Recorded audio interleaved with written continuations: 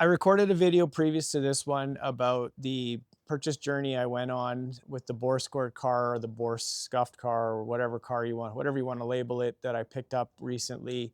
And I ended that video by saying there was a surprise waiting for me the next day, just to get rid of all the clickbait right out of the way. No, I didn't buy a lemon. No, the engine didn't explode or catch fire the next morning when I started it up. Really, what happened was the next morning I woke up with a panic attack. So the catastrophe that happened the next day had nothing to do with the mechanical asset. It had everything to do with my mind and my emotions.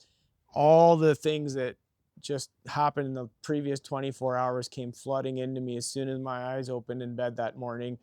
Did I buy a car that I'm never going to be able to sell?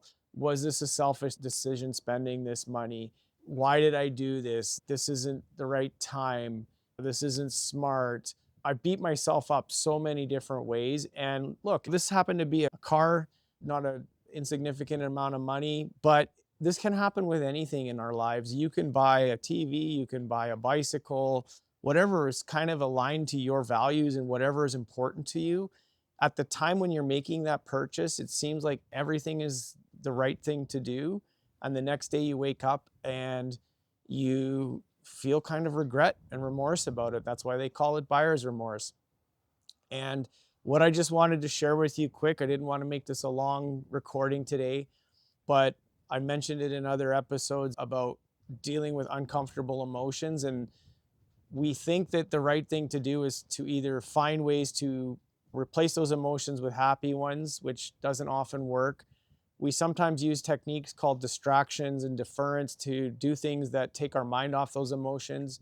This could be any number of things. This could be social media scrolling. This could be some kind of substance indulgence. This could be gaming. This could be anything that just you want to take your mind off the uncomfortable problem as a way to manage the situation.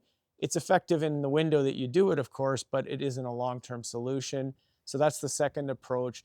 And the third approach is the one that's still, even as I've been working on this and practicing it for so long, is still the hardest to get my head around. And that's to just allow this crappy feeling to be there and to exist and to understand that you're a human being. This is a human response to something you did. It's not wrong or right or good or bad. It just is what it is. And you just need to make some space for that. And again, I've talked about using things like ACT or ACE, where I just grab a quick sheet of paper and I document all the crappy feelings that I'm going through in emotional states of anger, frustration, guilt, anxiety. I write all those things down.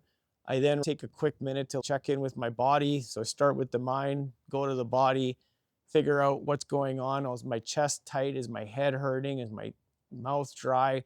What's going on physically for me in that moment?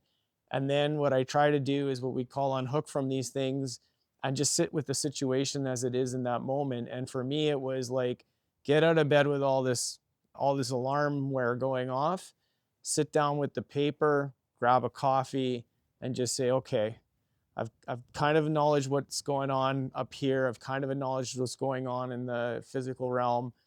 Where am I at now? I'm just sitting down with a piece of paper, enjoying my morning coffee.